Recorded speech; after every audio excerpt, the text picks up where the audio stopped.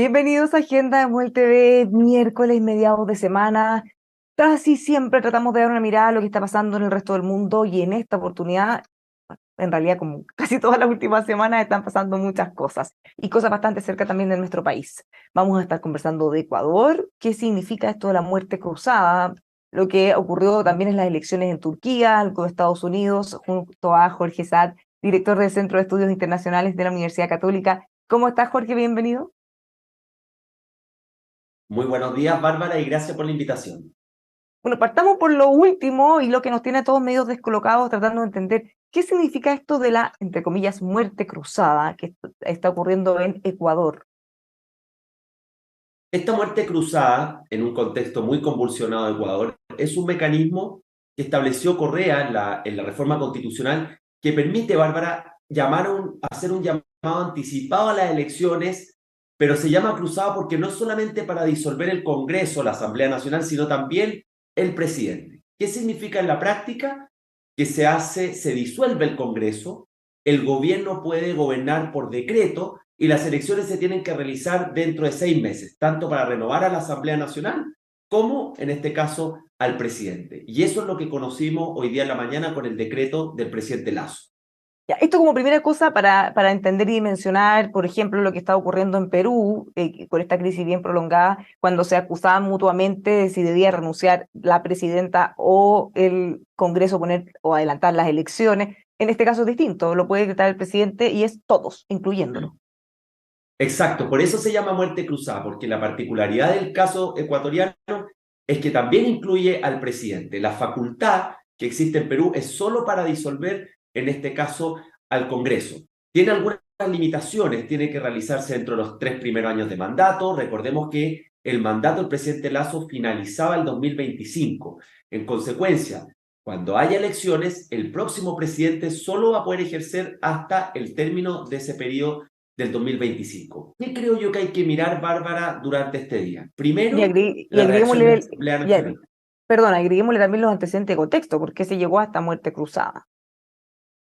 A ver, la acusación que dio inicio al juicio político era por lo que se llama el peculado, que es básicamente el blanqueo de capitales, un acto de corrupción que involucraría una empresa estatal petrolera ecuatoriana con una empresa privada de transporte que le generó, según la Contraloría, una pérdida de 6 millones de dólares al fisco ecuatoriano. Contrato que fue firmado por el presidente anterior, por Lenín Moreno, pero lo que acusa la Asamblea es que el presidente Lasso y su gobierno no revisaron el contrato ni le dieron término.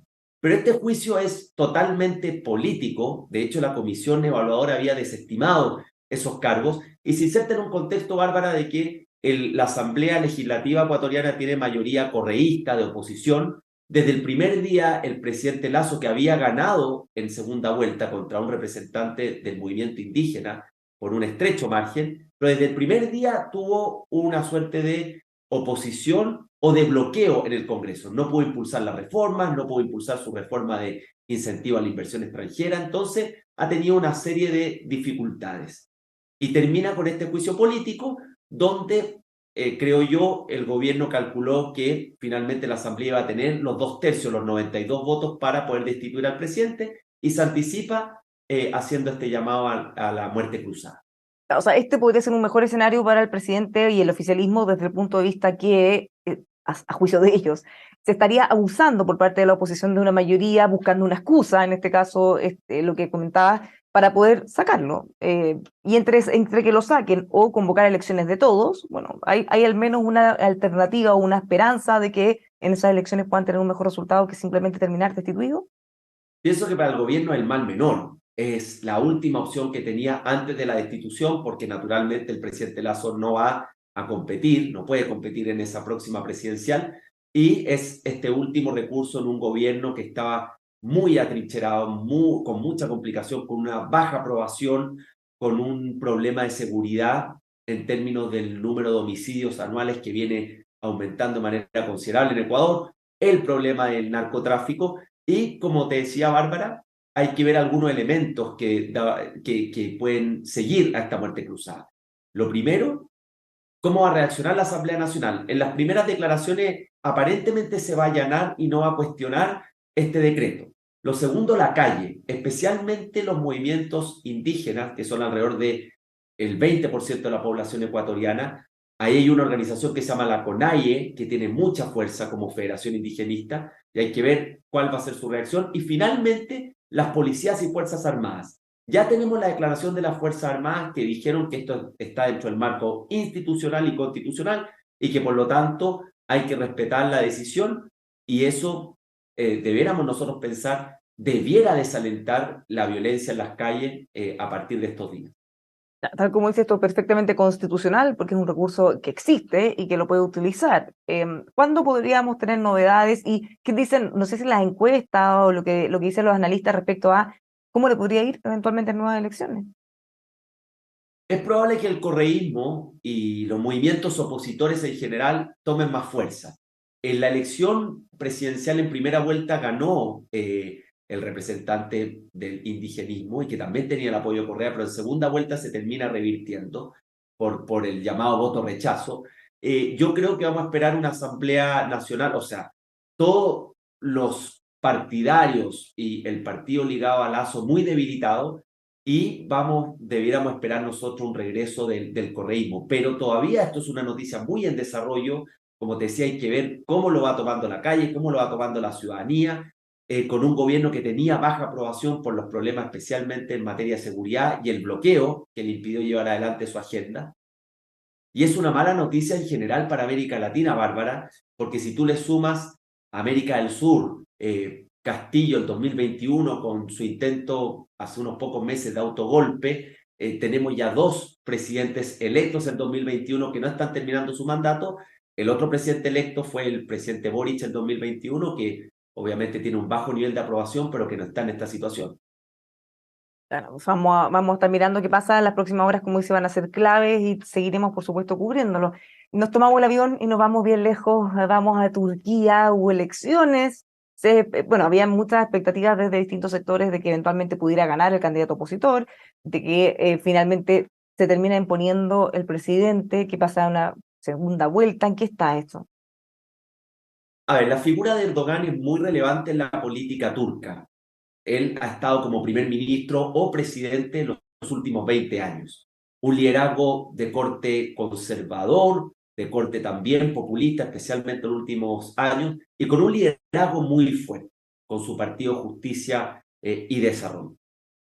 Dado que la oposición en esta oportunidad generó una alianza más amplia que incluía conservadores, grupos cercanos o religiosos, seculares, era bastante variado, se le llamaba la Mesa de los Seis, estuvo más unida que en el pasado. La economía turca venía muy baja, especialmente por la inflación sobre el 60%, una de las monedas más devaluadas en la economía global. Se pensaba de que este era el momento en que Erdogan iba a tener un resultado desfavorable.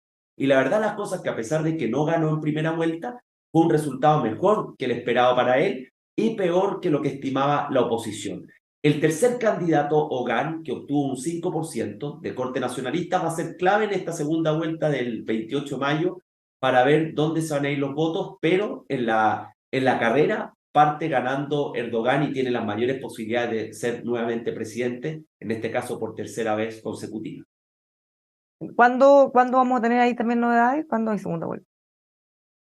El 28 de mayo es la segunda vuelta y ahí ya vamos a tener al nuevo presidente turco, que en el caso del movimiento de Erdogan y de su partido, tiene mayoría en las parlamentarias, obtuvieron mayoría en el Congreso sobre el 50%, y además Turquía es un país clave en lo que se llama el espacio euroasiático.